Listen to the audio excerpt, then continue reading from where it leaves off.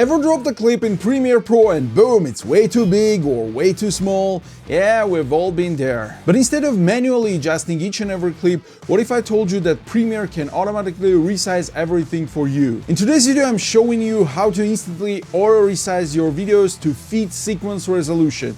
No more guesswork, no more headaches. Let's make your workflow faster and smoother. Let's go. So we're inside Premiere and you can see we have 3 clips, 4K, Full HD and HD. Let's drag them to the timeline one by one.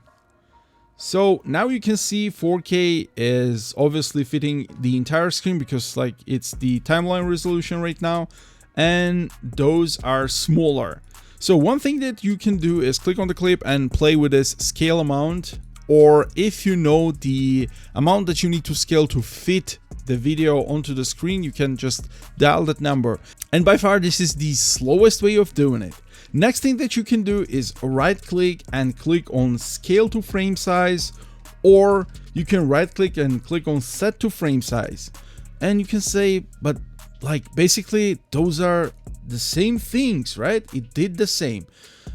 Yes and no, because if you're clicking scale to frame size, if you come to the scale, you see this parameter is not changed. It's 100.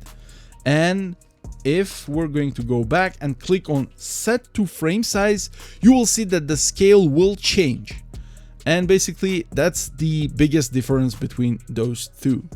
And this is, again, not the fastest way of doing it. There is another way. You can go to Edit, go to the Preferences, and go to the Media.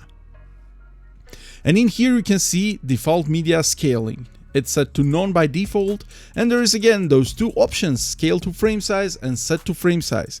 I'm going to use Set to Frame Size because I want to know how much it zoomed in. So I'm going to press OK, but nothing changed. Yeah, that's true, because we need to delete those clips and we need to import them again. So basically, before you're starting to work, you just change this parameter in here, then you drag in your clips onto the timeline. And now you can see that it's automatically resized everything for us.